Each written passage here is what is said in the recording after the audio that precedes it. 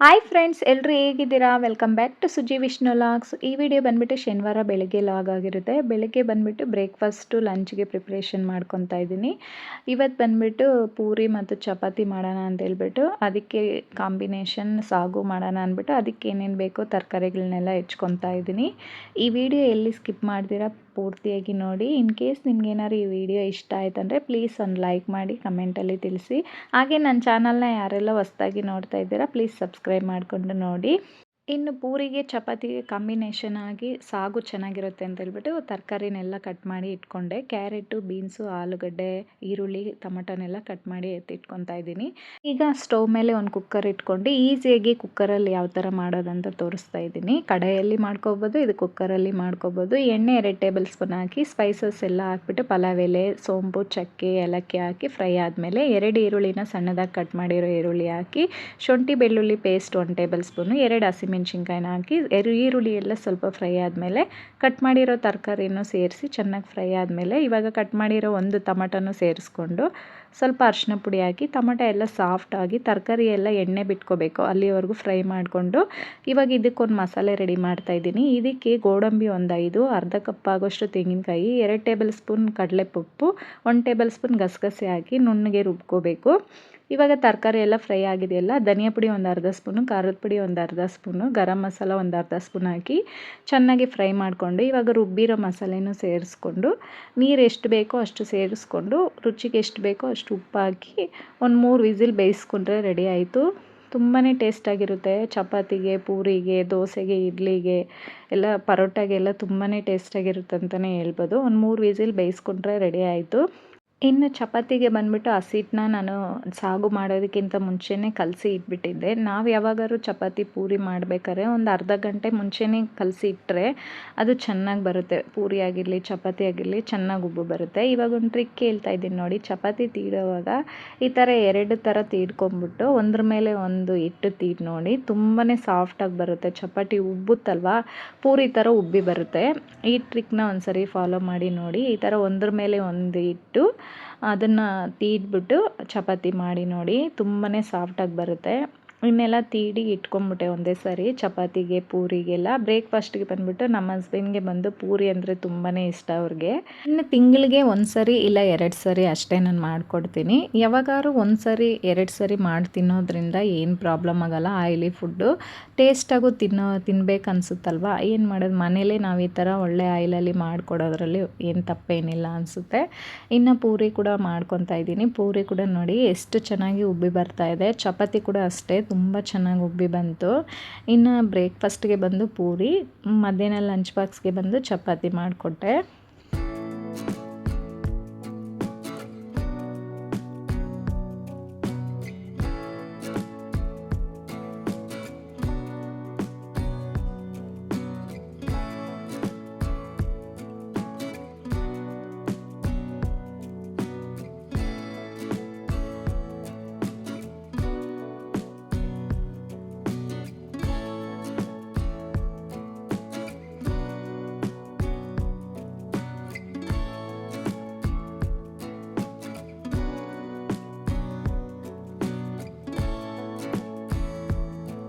ಇನ್ನು ಬಂದುಬಿಟ್ಟು ಲಂಚ್ ಬಾಕ್ಸ್ಗೆ ಈ ಥರ ಬಿಸಿ ಬಿಸಿಯಾಗಿ ಮಾಡಿದ ತಕ್ಷಣ ನಾವು ಬಾಕ್ಸ್ಗೆ ಕಟ್ಟಿಬಿಟ್ರೆ ಅದು ಮಧ್ಯಾಹ್ನದವರೆಗೂ ಸ್ವಲ್ಪ ಬಿಸಿ ಇರುತ್ತೆ ಅಂತ ಹೇಳ್ಬಿಟ್ಟು ಬಿಸಿ ಬಿಸಿನೇ ಹಾಕಿ ಅಲ್ಲಿ ಸುಡ್ತಾ ಇರ್ತೀವಲ್ವ, ಒಂದು ಕಡೆ ಸುಟ್ಕೊಂಡು ಒಂದು ಸೈಡ್ ಬಾಕ್ಸ್ಗೆ ಹಾಕಿ ಎತ್ತಿಟ್ಬಿಡ್ತೀನಿ.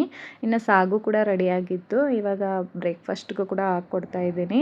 ತುಂಬಾ ಟೇಸ್ಟಾಗಿ ಬಂದಿತ್ತು. ಒಂದು ಸರಿ ಟ್ರೈ ಮಾಡಿ ನೋಡಿ. ಇನ್ನು ನನಗೆ ಬಂದುಬಿಟ್ಟು ಬೆಳಗ್ಗೆ ಪೂರಿ ಎಲ್ಲ ತಿನ್ನೋದಕ್ಕೆ ಅಷ್ಟೊಂದು ಇಷ್ಟ ಆಗೋಲ್ಲ. ನನಗೆ ಬಂದು ದೋಸೆಗೆ ಸಾಗು ತಿಂದ್ಕೊಂಡೆ. ತುಂಬಾ ಟೇಸ್ಟಾಗಿತ್ತು ದೋಸೆಗೆ ಕೂಡ. ದೋಸೆಗೆ ಬಂದುಬಿಟ್ಟು ಸೆಟ್ ದೋಸೆ ಥರ ಹಾಕ್ಕೊಳ್ಳಿ, ತುಂಬಾ ಟೇಸ್ಟಾಗಿರುತ್ತೆ. ಇನ್ನು ಲಂಚ್ ಬಾಕ್ಸ್ಗೆಲ್ಲ ಪ್ಯಾಕ್ ಮಾಡಿಬಿಟ್ಟು ಲಂಚ್ ಬಾಕ್ಸ್ನ ಪ್ಯಾಕ್ ಮಾಡಿಬಿಟ್ಟು ಅವ್ರನ್ನ ಆಫೀಸ್ಗೆಲ್ಲ ಕಳಿಸ್ಬಿಟ್ಟು ನಾನು ಇರೋ ಪಾತ್ರೆಗಳನ್ನೆಲ್ಲ ಕ್ಲೀನ್ ಮಾಡಿಕೊಂಡೆ. ನಮ್ಗೆ ಬೆಳಗ್ಗೆ ಎದ್ದಿದ ತಕ್ಷಣ ನಮಗೆ ಕಿಚನ್ ಕ್ಲೀನಾಗಿರಬೇಕು ಒಂದು, ಇಲ್ಲಾಂದರೆ ಅಡುಗೆ ಎಲ್ಲ ಮಾಡಾದಮೇಲೆ ಕಿಚನ್ ಎಲ್ಲ ಫಸ್ಟ್ ಕ್ಲೀನ್ ಮಾಡ್ಕೊಂಬಿಡ್ಬೇಕು. ನನಗೆ ಅಡುಗೆ ಆಗಿದ ತಕ್ಷಣ ಕ್ಲೀನೆಲ್ಲ ಮಾಡಿಕೊಂಡು ನಾನು ಫ್ರೆಶ್ ಅಪ್ ಆಗಿ ಬ್ರೇಕ್ಫಾಸ್ಟ್ನ ಮುಗಿಸ್ಕೊಂಡು ಬಂದು ಇನ್ನು ಕೆಳಗಡೆ ಕಬೋರ್ಡ್ಗಳಲ್ಲೆಲ್ಲ ಕ್ಲೀನ್ ಮಾಡ್ಕೊಳೋಣ ಅಂತೇಳ್ಬಿಟ್ಟು ಆ ಪಾತ್ರೆಗಳನ್ನೆಲ್ಲ ಮೇಲೆ ಎತ್ತಿಟ್ಬಿಟ್ಟು ಅದನ್ನೆಲ್ಲ ಕ್ಲೀನ್ ಮಾಡ್ಕೊತಾ ಇದ್ದೀನಿ. ಕಬೋರ್ಡೆಲ್ಲ ನಾನು ಡೈಲಿ ಬಟ್ಟೆಲಿ ಮಾತ್ರ ಒರೆಸ್ಕೊತಾ ಇರ್ತೀನಿ. ವಾರಕ್ಕೊಂದ್ಸರಿ ಈ ಥರ ಸ್ಕ್ರಬ್ ಆಗಿಬಿಟ್ಟು ಕ್ಲೀನ್ ಮಾಡ್ಕೊತಾ ಇರ್ತೀನಿ. ಈ ಥರ ಮಾಡ್ಕೊಳೋದ್ರಿಂದ ನೀಟಾಗೂ ಇರುತ್ತೆ. ಇನ್ನು ಹಬ್ಬಕ್ಕೆಲ್ಲ ಒಂದು ಕಡೆಯಿಂದ ಕ್ಲೀನ್ ಮಾಡ್ಕೊಂಬರ್ತಾ ಇದ್ದೀನಲ್ಲ, ಲಾಸ್ಟ್ ವೀಡಿಯೋದಲ್ಲಿ ನೀವು ಹೋಗಿ ಚೆಕ್ ಮಾಡಿ. ನಾನು ಕಿಚನ್ ಮೇಲೆ ಎಲ್ಲ ಕ್ಲೀನ್ ಮಾಡಿದ್ದೀನಿ, ಬೆಡ್ರೂಮ್ ಎಲ್ಲ ಕ್ಲೀನ್ ಮಾಡಿದ್ದೀನಿ. ದಿನಕ್ಕೆ ಒಂದೊಂದು ಕೆಲಸ ಮಾಡ್ಕೊತಾ ಇದ್ದೀನಿ. ಒಂದೇ ಸರಿ ಮಾಡಿದ್ರೆ ನಮಗೆ ಕಷ್ಟ ಆಗುತ್ತಲ್ವ, ದಿನಕ್ಕೆ ಒಂದೊಂದು ದಿವಸ ಒಂದೊಂದು ಕಡೆ ಕ್ಲೀನ್ ಮಾಡಿಕೊಂಡ್ರೆ ಹಬ್ಬಕ್ಕೂ ಎಲ್ಲ ಕ್ಲೀನ್ ಆದಂಗೆ ಇರುತ್ತೆ ಅಂತ ಹೇಳ್ಬಿಟ್ಟು ಇವತ್ತು ಕಬೋರ್ಡ್ ಎಲ್ಲ ಕ್ಲೀನ್ ಮಾಡ್ಕೊತಾ ಇದ್ದೀನಿ. ಎಂಡ್ ಸ್ಕ್ರೀನಲ್ಲಿ ಅಪ್ಲೋಡ್ ಮಾಡಿರ್ತೀನಿ ವೀಡಿಯೋ. ಯಾರಿಗಾರು ಇಂಟ್ರೆಸ್ಟ್ ಇದ್ದರೆ ಹೋಗಿ ಒಂದ್ಸರಿ ಚೆಕ್ ಮಾಡಿ. ಕ್ಲೀನಿಂಗ್ ಮಾಡಿರೋ ವೀಡಿಯೋನ ಅಪ್ಲೋಡ್ ಮಾಡ್ತೀನಿ. ಇನ್ನು ಕಬೋರ್ಡ್ ಎಲ್ಲ ಕ್ಲೀನ್ ಮಾಡಿಕೊಂಡು ಪಾತ್ರೆ ಎಲ್ಲ ಇದ್ರೊಳಗಡೆ ಇರೋ ಪಾತ್ರೆನೆಲ್ಲ ಕೂಡ ಕ್ಲೀನ್ ಮಾಡ್ಕೊಂಬಿಟ್ಟೆ. ಮಾಡಿಕೊಂಡು ಇನ್ನು ಮನೆಯೆಲ್ಲ ಕೂಡ ಒರೆಸ್ಬಿಟ್ಟು ಸ್ವಲ್ಪ ಹೊತ್ತು ರೆಸ್ಟ್ ಮಾಡಿ, ನಂದು ಸ್ವಲ್ಪ ಬಟ್ಟೆ ಎಲ್ಲ ಸ್ಟಿಚಿಂಗ್ ಮಾಡೋದಿತ್ತು, ಹೊಸ ಸ್ಯಾರಿಗಳು, ಅದನ್ನೆಲ್ಲ ಕೂಡ ಸ್ಯಾರಿಗಳನ್ನೆಲ್ಲ ಸ್ಟಿಚ್ ಮಾಡ್ಕೊತಾ ಇದ್ದೀನಿ. ಇನ್ನು ಹಬ್ಬಕ್ಕಂತ ಒಂದೆರಡು ಸ್ಯಾರಿ ತೊಗೊಂಡಿದ್ದೆ ಸಿಂಪಲ್ಲಾಗಿ, ಜಾಸ್ತಿ ಗ್ರ್ಯಾಂಡಾಗಿ ಏನು ನಾನು ತೊಗೊಂಡಿಲ್ಲ, ಸಿಂಪಲ್ಲಾಗಿ ತೊಗೊಂಡಿದ್ದೆ. ಇದು ಬಂದುಬಿಟ್ಟು 600 ರುಪೀಸು. ಸಾಫ್ಟಾಗಿದೆ ಸ್ಯಾರಿ ಬಂದುಬಿಟ್ಟು. ಒಂದು ಕಡೆ ಬಂದುಬಿಟ್ಟು ಪಲ್ಲು ಕೊಟ್ಟಿದ್ದಾರೆ, ಅಂದರೆ ಕುಚ್ಚು ಕೊಟ್ಟಿದ್ದಾರೆ, ಇನ್ನೊಂದು ಕಡೆ ಬಂದುಬಿಟ್ಟು ನಾನೇ ಸ್ಟಿಚ್ ಮಾಡ್ಕೊತಾ ಇದ್ದೀನಿ. ಈ ಥರ ಸ್ಯಾರಿ ಎಲ್ಲ ಹೆಂಗಂದರೆ ಸಾಫ್ಟಾಗಿರೋದ್ರಿಂದ ಕ್ರಾಸಾಗಿರುತ್ತೆ. ನಾವೇನು ಮಾಡಬೇಕು, ಸ್ಟ್ರೈಟಾಗಿ ಕಟ್ ಮಾಡಿಕೊಂಡು ಇದನ್ನು ಫೋಲ್ಡ್ ಮಾಡಿ ಈ ಥರ ಕೆಳಗಡೆ ಇರೋ ಬಟ್ಟೆನ ಮಾತ್ರ ಲೂಸ್ ಬಿಡಬೇಕು. ಮೇಲೆ ಫೋಲ್ಡ್ ಮಾಡಿರ್ತೀರಿ ನೋಡಿ, ಅದನ್ನು ಮಾತ್ರ ಎಳೆದ್ಬಿಟ್ಟು ಈ ಥರ ನಿಧಾನಕ್ಕೆ ಸ್ಟಿಚ್ ಮಾಡ್ಕೊಬೇಕು. ಇಲ್ಲಾಂದರೆ ಅದು ಸ್ಟಿಚ್ ಹೆಂಗಂದರೆ ಹಂಗಾಗ್ಬಿಟ್ಟಿದೆ, ಫೋಲ್ಡಿಂಗು ನೀಟಾಗಿ ಬರಲ್ಲ. ಇನ್ನೊಂದು ಸ್ಯಾರಿನೂ ಸ್ಟಿಚ್ ಮಾಡ್ಕೊತಾ ಇದ್ದೀನಿ. ಈ ಥರ ಸ್ಯಾರಿ ಅಂದರೆ ಈಸಿಯಾಗಿ ಸ್ಟಿಚ್ ಮಾಡ್ಕೊಂಬಿಡ್ಬೋದು ಫಾಸ್ಟಾಗಿ. ಆ ಥರ ಸ್ಯಾರಿ ಎಲ್ಲ ಸ್ವಲ್ಪ ನಿಧಾನಕ್ಕೆ ಮಾಡ್ಕೋಬೇಕಾಗುತ್ತೆ. ಇನ್ನು ಈ ಸ್ಯಾರಿ ರೇಟ್ ಕೂಡ 800 ರುಪೀಸ್ ಏನೋ. ಮೀಶೋದಲ್ಲಿ ನೋಡಿನೇ ತಗೊಂಡಿದ್ದು. ತುಂಬಾ ಚೆನ್ನಾಗಿದೆ ಕಲರು, ಕ್ವಾಲಿಟಿ ಕೂಡ. ಇನ್ನು ಗ್ರೀನ್ ಕಲರ್ ಬಾರ್ಡರು ಬ್ಲೌಸ್ ಕೊಟ್ಟಿದ್ದಾರೆ, ಇನ್ನು ಆರೆಂಜ್ ಕಲರು. ತುಂಬಾ ಕಾಂಬಿನೇಷನ್ ಅಂತೂ ತುಂಬಾ ಚೆನ್ನಾಗಿದೆ. ಈ ಕಲರ್ ತುಂಬಾ ಇಷ್ಟ ಆಯಿತು. ಹಬ್ಬಕ್ಕೆ ಉಟ್ಕೊತೀನಲ್ಲ, ನೀವೇ ನೋಡಿ ಯಾವ ಥರ ಇದೆ ಅಂತ ಹೇಳ್ಬಿಟ್ಟು ಕಮೆಂಟಲ್ಲಿ ತಿಳಿಸಿ. ಇನ್ನು ಈ ಥರ ಕ್ಲಾತ್ ಬಂದುಬಿಟ್ಟು ಇದು ಕೂಡ ಮೀಶೋದಲ್ಲೇ ತೊಗೊಂಡಿದ್ದೆ, ಬೆಡ್ಶೀಟು, ಬೆಡ್ ಕವರು. ಅದು ಹೆಂಗೆ ಡ್ಯಾಮೇಜ್ ಆಯ್ತು ಅಂತಲೇ ಗೊತ್ತಿಲ್ಲ. ಇನ್ನು ಅದನ್ನು ಯಾಕೆ ವೇಸ್ಟ್ ಮಾಡೋದು ಅಂದ್ಬಿಟ್ಟು ಈ ಥರ ಹೊಲ್ದು ಇಟ್ಕೊತಾ ಇದ್ದೀನಿ. ಇದೇನಂದರೆ ಮಿಷಿನ್ ಮೇಲೆ ಹಾಕೋದಕ್ಕೆ ಹೊಲ್ಕೊತಾ ಇದ್ದೀನಿ. ಡಸ್ಟ್ ಎಲ್ಲ ಕುತ್ಕೊಳತ್ತಲ್ವ, ಆ ಥರ ಕುತ್ಕೊಳೋದಿಲ್ಲ ಅಂತೇಳ್ಬಿಟ್ಟು ಈ ಥರ ಹೊಲ್ದು ಹಾಕ್ಕೊಂಡ್ರೆ ಡಸ್ಟು ಕುತ್ಕೊಳೋದಿಲ್ಲ ಮಿಷಿನ್ ಮೇಲೆಲ್ಲ ಅಂತೇಳ್ಬಿಟ್ಟು ಇದನ್ನು ಹೊಲ್ಕೊತಾ ಇದ್ದೀನಿ. ಈ ವಿಡಿಯೋ ಕೂಡ ಇಲ್ಲಿಗೆ ಎಂಡ್ ಮಾಡ್ತಾ ಇದ್ದೀನಿ. ಈ ವಿಡಿಯೋ ಏನಾದ್ರು ಇನ್ ಕೇಸ್ ನಿಮಗೆ ಇಷ್ಟ ಆಗಿದೆ ಅಂದರೆ ಪ್ಲೀಸ್ ಒಂದು ಲೈಕ್ ಮಾಡಿ, ಶೇರ್ ಮಾಡಿ, ಕಮೆಂಟಲ್ಲಿ ತಿಳಿಸಿ. ಹಾಗೆ ನನ್ನ ಚಾನಲ್ನ ಸಬ್ಸ್ಕ್ರೈಬ್ ಮಾಡಿಕೊಂಡು ನೋಡಿ. Thank you.